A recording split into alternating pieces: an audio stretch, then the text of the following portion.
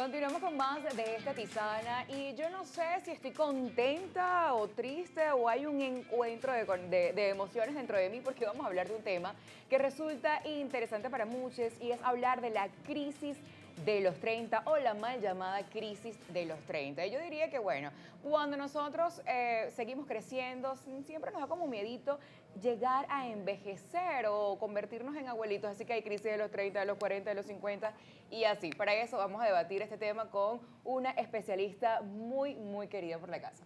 Es así, mira, cuando dijiste la de los 30, la de los 40, yo dije, epa, entré en caos. Dije, la mal llamada crisis de los 40.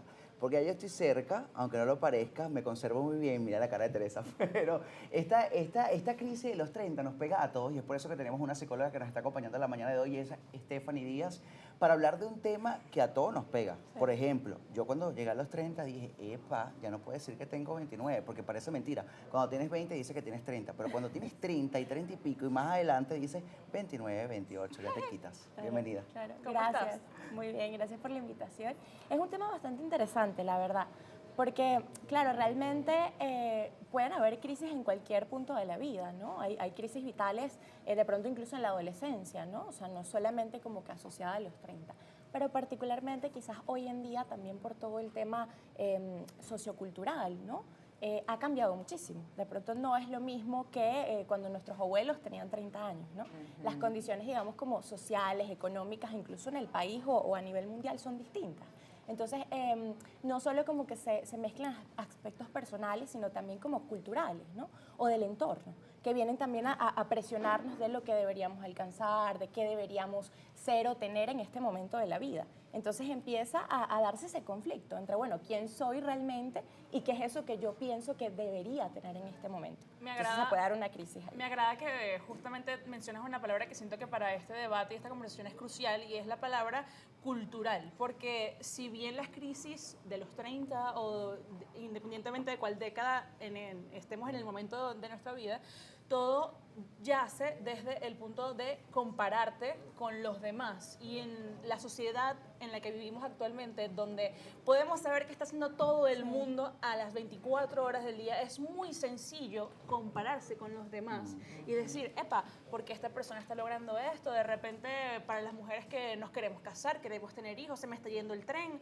o de repente ya han alcanzado algunas personas unos hitos profesionales que yo no estoy alcanzando. Y ahí es cuando viene ese raciocinio personal de saber que no todos iniciamos desde el mismo punto. Muchas personas de repente tuvieron que adaptarse y asumir otras responsabilidades que de repente no les permitieron, por ejemplo, estudiar recién salidos del bachillerato. Entonces es ese tema, ¿no? De no compararse y enfocarse más bien en uno mismo.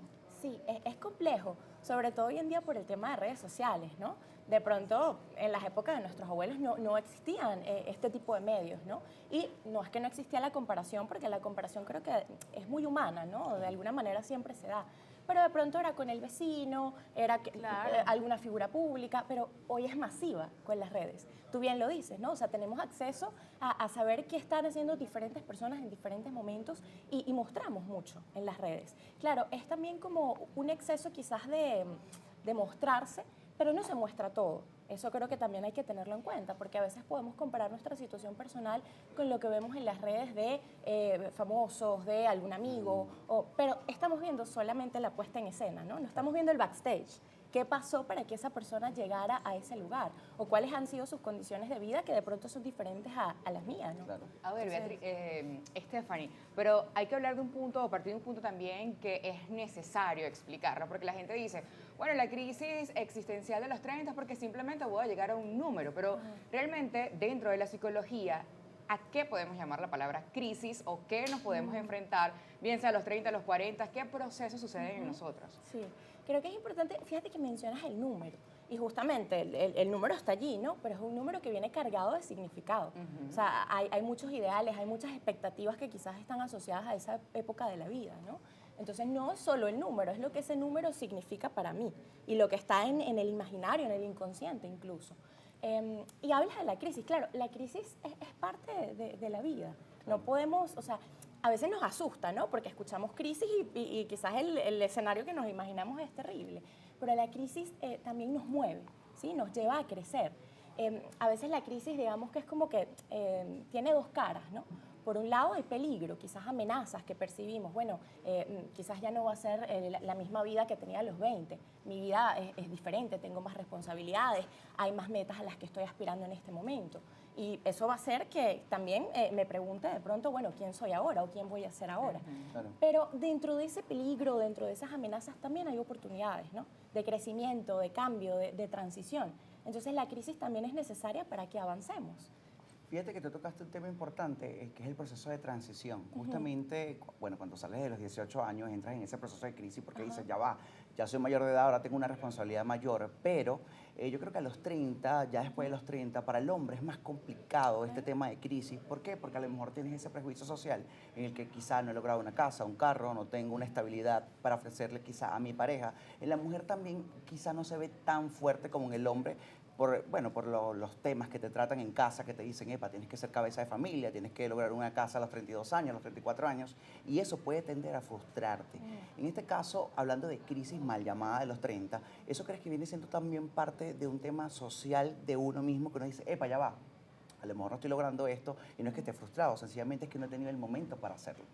Sí, sí, claro, tu planteamiento introduce varios temas interesantes, ¿no? O sea, por un lado, este tema de la frustración, pero hablas del tema de género también al inicio, ¿no? Yo no diría que quizás es más o menos difícil para los hombres o las mujeres, sino que los temas que se ponen en juego son distintos. Total. Para los hombres y para las mujeres son cosas distintas porque de pronto con las mujeres hay un peso también en la imagen, ¿no? Mayor.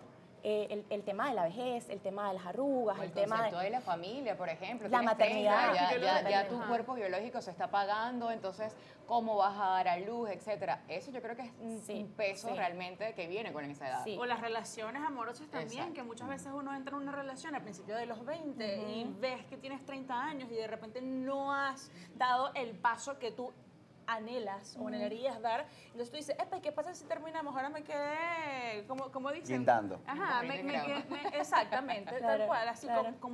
hablando coloquial, ¿no? Entonces se me pasa el tren. Y yo siento que eso de se me pasa el tren es una frase mala, Trillada, quizá. es maluca. Se me pasa el tren Claro. porque el tren pasa muchas veces. Claro, totalmente. Que, ahí conecta un poco con lo que tú traías del tiempo, ¿no?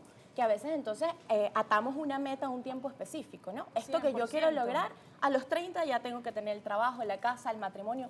Quizás no es a los 30, quizás a los 35, a los 40. Entonces poder entender que, claro, hay un tiempo cronológico, ¿no? Del calendario, pero también hay un tiempo subjetivo, que es un tiempo muy propio. Y de pronto mi tiempo es distinto al tuyo o al tuyo. O sea, cada uno tiene un tiempo distinto porque también tenemos condiciones diferentes, ¿no? Dificultades, oportunidades distintas. Entonces eso también hay que entenderlo. Y eso nos permite quizás vivirlo con un poquito más de compasión, ¿no? Así es. Y lo que hablábamos del tema cultural y social a mí me parece muy importante porque de pronto le resta un poco el peso a lo individual. Si vemos solo lo individual y no vemos todos los factores que nos arropan, se puede tomar quizás como un fracaso personal el no haber logrado ciertas cosas. Pero cuando vemos que hay un entorno, hay unas situaciones que también nos condicionan, ya ahí la cosa es distinta, ¿no? El peso no recae solamente en uno. Sí, Exacto, tal bueno, cual. cuando nos vemos una sola pieza, no tenemos punto de comparación y eso es lo que pasa cuando hay otros más alrededor y uno dice, bueno, porque a mí no o porque a ella sí. Pero hay un punto clave también, creo, dentro de este tema, es hablar acerca de la madurez, que nos viene distinto según la edad, según también el género, y eso es algo biológico. Pero, Stephanie, lo vamos a conversar en la próxima parte porque este tema lo vamos a seguir debatiendo al regreso de esta pausa comercial. Ya venimos.